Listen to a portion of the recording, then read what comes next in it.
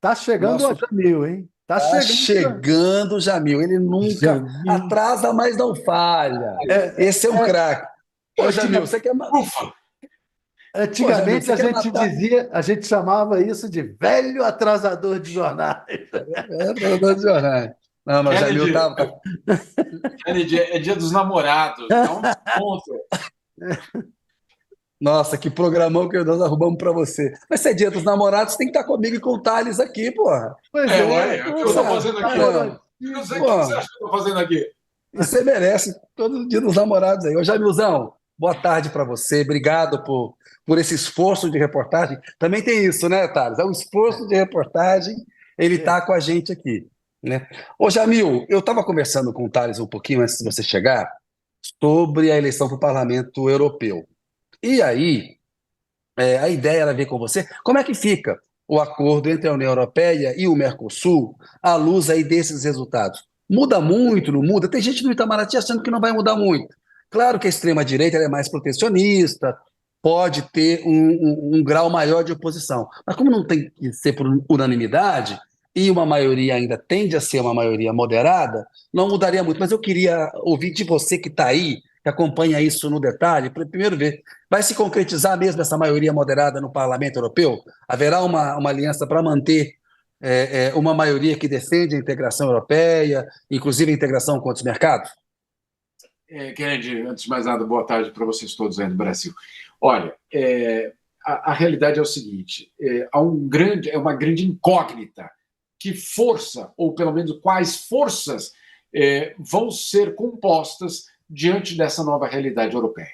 Por que eu estou dizendo isso? Porque hoje mesmo o partido de direita, de centro-direita da França, os republicanos, anunciaram que vão fazer um acordo, sim, com a extrema-direita francesa. E Macron, obviamente, explodiu, né, de indignação diante do fim do que eles chamam cordão sanitário. Não sou eu que estou dizendo, essa frase não é minha. Cordão sanitário é o que se falava na Europa antes dessa Isso. avalanche, basicamente, da extrema-direita. Então, é muito difícil você dizer não vai acontecer. Sempre haverá uma coalizão dos democratas, sempre haverá aqueles que defendem o Estado de Direito e que isso não vai ser afetado. É muito, muito difícil dizer isso, em primeiro lugar. Segundo lugar, mesmo que não haja, mesmo que não haja essa aliança com a extrema-direita, o que é que a gente tem visto? Isso a gente tem visto em vários países europeus. A direita tradicional, moderada, democrática, morrendo de medo de perder votos para a extrema-direita, né, como aconteceu no Brasil, que a direita perdeu os votos para o bolsonarismo, e essa direita moderada europeia começando a buscar nas pautas da extrema-direita argumentos para o seu próprio programa político, justamente para dizer para os eleitores: olha, não precisa ir para a extrema-direita, não. Nós é que vamos. Essa é o que está acontecendo. Vocês não precisam ir para a extrema-direita. Nós é que vamos. Né? Nós, o centro-direita, é que começa a ser contaminado para não ter. Agora, Jamil, isso é uma tentativa de conter danos do que seria um governo de extrema direita, que a gente viu aqui no Brasil, essa direita democrática, tentar controlar o Bolsonaro.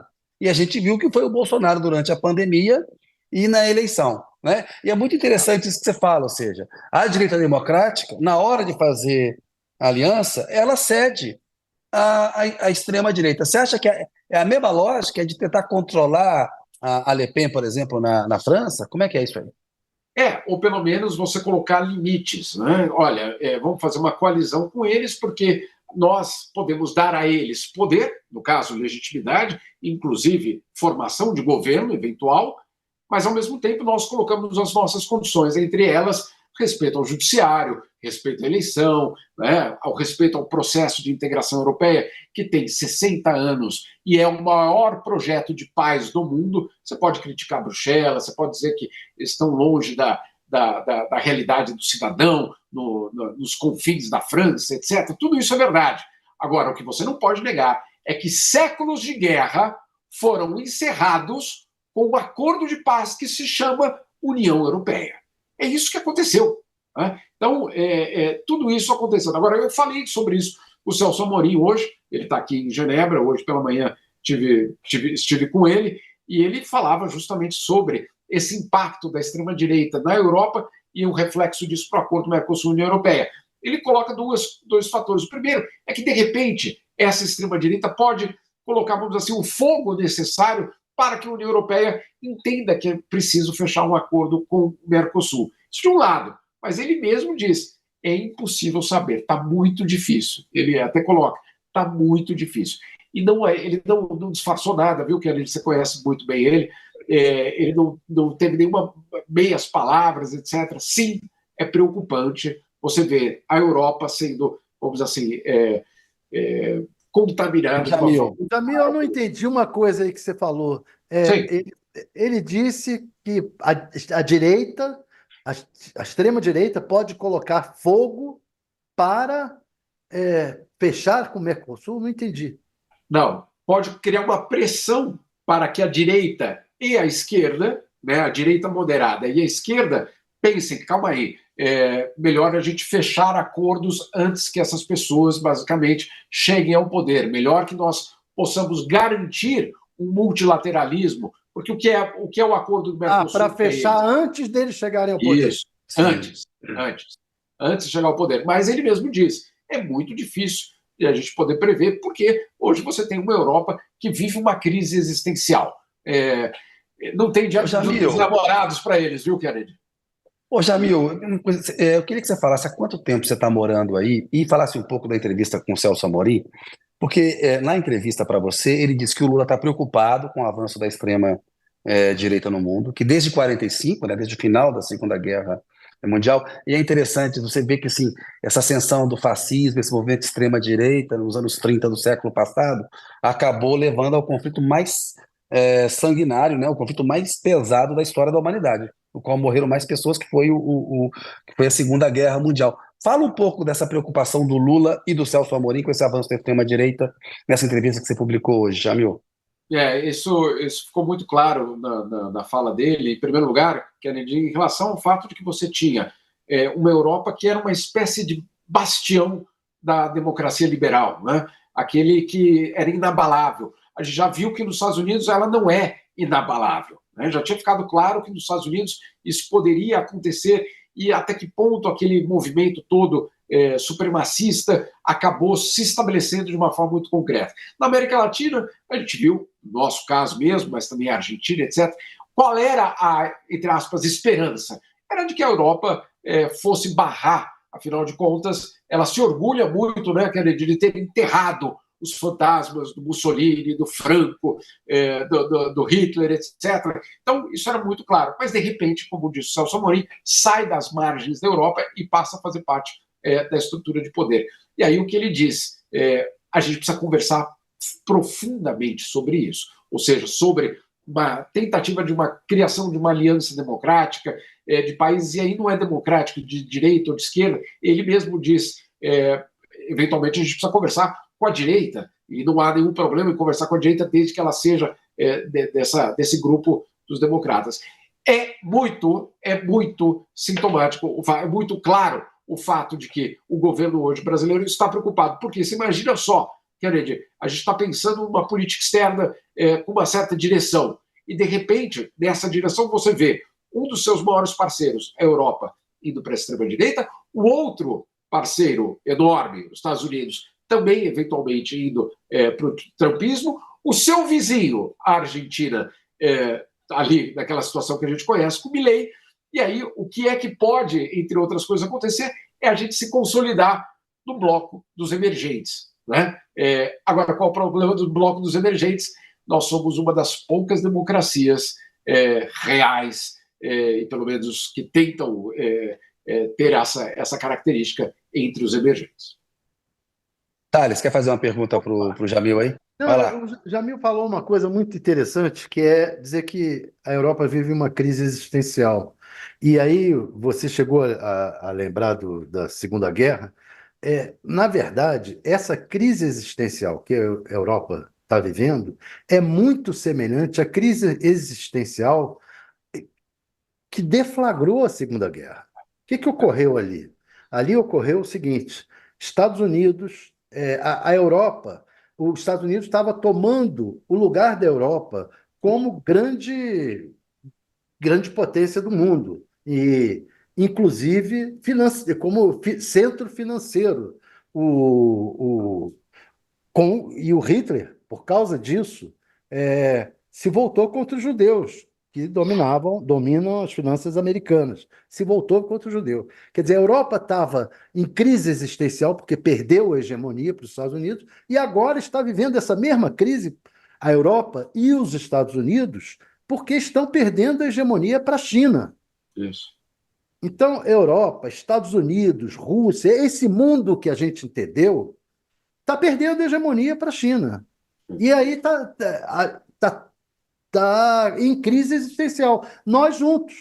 Porque a gente se apoiava na Europa, nos Estados Unidos, tivemos um tempo aí um namoro com a Rússia e agora já era, acabou tudo. Acabou tudo. Thales, você tem toda a razão. Eu queria só, já que já que o Kennedy falou a minha idade, falar quanto tempo você está aí na Europa, né?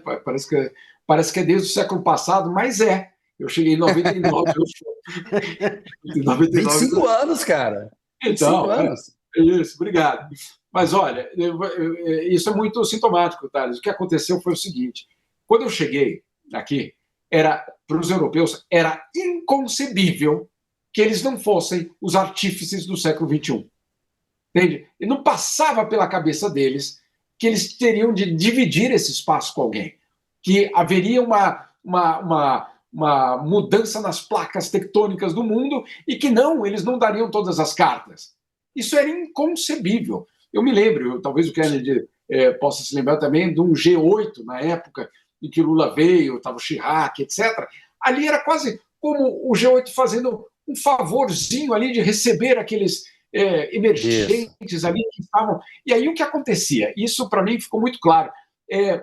Tinha uma impressão de que nós, emergentes, estávamos na sala de espera, né? Que tinham os grandes ali reunidos e nós estávamos na sala de espera. Eu lembro, em 2006, numa reunião na Alemanha, também do G8, o comunicado final, olha só, saiu antes do Lula chegar. Era um trator que passava, basicamente, nós éramos figurantes.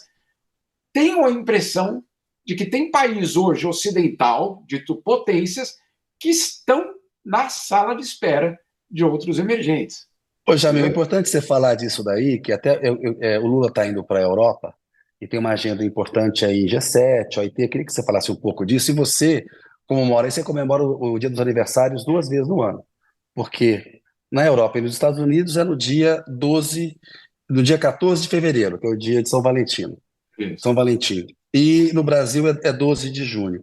Aí ficou o Lula, essa questão das viagens internacionais do Lula, o Bolsonaro no Twitter ali, o amor é grande, ficou parte aí do Bolsonaro falando que ele estava fazendo uma viagem para comemorar com a Janja o Dia dos Namorados. O que pode comemorar na Europa, pode comemorar no Brasil, né? Com seu namorado, namorada, você comemora onde você tiver. Mas eu queria que você falasse da importância dessa agenda do Lula aí, no G7 agora e na OIT, para a gente ir encerrando. Tá, olha, só para deixar também muito claro, o Lula chega amanhã aqui em Genebra, às 5 da manhã, 6 da manhã, uma coisa assim. Tem uma agenda na OIT. Por que a OIT? Porque justamente você tem uma tentativa do Brasil de construir uma agenda de consertar, vamos dizer assim, a questão da desigualdade nos vários fóruns internacionais. Um deles é, obviamente, a questão do trabalho. Então, o que o Lula vai tentar fazer amanhã é justamente na OIT, na Organização Internacional do Trabalho, fazer um discurso pela taxação das grandes fortunas, pela redução da desigualdade, pelo trabalho digno e, claro, colocar, Kennedy, uma espécie de contraponto à sua agenda do dia seguinte. Qual é a agenda do dia seguinte? É justamente a agenda com o G7, com as potências, com as grandes potências ocidentais. Então, o que ele faz? Numa mesma viagem, tenta ir e dar o seu recado social, da questão do trabalho, da questão da redução da desigualdade, e depois, obviamente, lidar com as potências. Então, não há, pelo menos na agenda que a gente recebeu aqui, não tem nenhum espaço para um jantar romântico de namoro, pelo menos eu não vi nada disso. Agora, também tem um outro aspecto que a gente precisa entender. O Brasil é o presidente do G20. Ao ser o presidente do G20, é natural que se o G7, por exemplo, quer ter um interlocutor, ele vai ter um interlocutor justamente aquele que estabelece a agenda daquele outro bloco. Então, o convite não é só ao presidente Lula, é também ao presidente do G20. Também é por isso que ele está nessas todas as reuniões. E ele vai respondendo aí aos bolsonaristas, e não é uma defesa do presidente Lula, mas é colocar os fatos, não é só isso. Isso, porque é importante a agenda, né, Jamil? Virou um problema agora que o Lula viaja e tem interlocução internacional. No G7, Brasil preside o G20. Não faz todo sentido estar no G7? Isso não é uma defesa do Lula, isso é uma defesa do Brasil, da posição brasileira no mundo. Perfeito. E Kennedy, seria estranho, e eu acho que daria uma boa matéria, se ele resolvesse não ir. Como assim o presidente do G20 falta a reunião do G7? Né? Tem alguma coisa muito errada, a gente estaria especulando, será que foi a Ucrânia, será que foi isso, será que foi aquilo? Foi o projeto Pária. Exato. Agora, a viagem era para ter continuado. Depois da OIT, depois do G7, tem a cúpula da Ucrânia aqui na Suíça. E o Lula se recusou a participar. Ele volta para o Brasil. Então, assim, viagem por viagem, ele poderia até continuar essa viagem, mas não é o caso. Insisto, não quer dizer isso, aqui não é nenhum tipo de defesa, mas vamos deixar muito claro, ele não está indo a uma viagem sozinho. Do outro lado tem o Biden, tem o Macron, tem o Olaf Scholz, óbvio, né? Não é uma viagem... E essa proposta de taxação dos bilionários que o Biden e o Macron disseram ter simpatia é uma proposta brasileira no âmbito do G20. Exatamente. Tem coisa importante, né, Jamil? Qual é a chance disso aí prosperar, Jamil? Olha, não é uma coisa imediata, Thales. O que o governo brasileiro tenta fazer no G20 é que esse assunto entre na pauta. E que, ao entrar na pauta, ele, de uma certa forma, incomode de forma permanente os governos para que eles, eventualmente, criem um consenso em torno disso. Então, pode ser que seja estabelecido até novembro, pode ser algum tipo de consenso, algum tipo de princípios, mas o principal objetivo é que isso entre na pauta das grandes potências. Esse, pelo menos, é o que é colocado como objetivo. Tem outra pauta aqui, viu, Kennedy? Só um outro detalhe aqui. No final do dia de amanhã, vai haver o lançamento, basicamente, um selo comemorativo, aí sim, é comemoração só, dos 35 anos do alquimista, do Paulo Coelho. Paulo Coelho, que também mora aqui em Genebra, vai fazer os Correios vão lançar um selo, e aí nem nisso a gente, vamos dizer assim, vai poder, no caso, ter total acesso, vai ser um evento, inclusive, fechado dentro da embaixada. Então, mas homenagem merecida. O grande brasileiro manda um abraço para o Paulo Coelho aí, representa bem o Brasil no mundo. Você, vizinho dele aí em Genebra, né, Jamil? Jamilzão, temos que fazer uma síntese com você. De tudo aí que você falou, vê se você acha que pode ser algo na linha a ameaça da extrema-direita pode acelerar ou ressuscitar acordo Mercosul-União Europeia? Posso dar uma ou sugestão? Não? Pode, deve. Avanço da extrema-direita coloca acordo Mercosul-União Europeia numa encruzilhada. Avanço da extrema-direita põe, que é mais curtinho. Obrigado. Acordo. Nada mal ter um Mercosul de editor, hein, Thales? Na encruzilhada. Nossa, eu comecei como redator na Folha, essa coisa de encurtar título dos toques é um negócio que... E depois trabalhei com o Toledo no painel, fazer notinha. Tá? Ele sabe o que é isso aí. Já trabalhou também fazendo notas curtas e tal. Jamilzão, então ficou. A ameaça da extrema-direita põe acordo Mercosul e União Europeia na encruzilhada. Tá bom? Pelo seguinte, se ele não for fechado logo, na verdade, ele nunca mais vai ser fechado. Porque, ou pelo menos vai levar talvez mais uma década inteira, porque uma vez que a extrema-direita esteja no poder, uma das características principais da extrema-direita europeia é o nacionalismo e, acima de tudo, o apoio aos agricultores europeus. E aí, obviamente, esquece de qualquer tipo de abertura do mercado agrícola europeu para os produtos do Mercosul. Boa, Jamil. Meu querido, obrigado aí pelo esforço de reportagem. Volta para sua celebração aí no Dia dos Namorados aí. Sempre um prazer estar com você. Obrigado, viu, meu querido?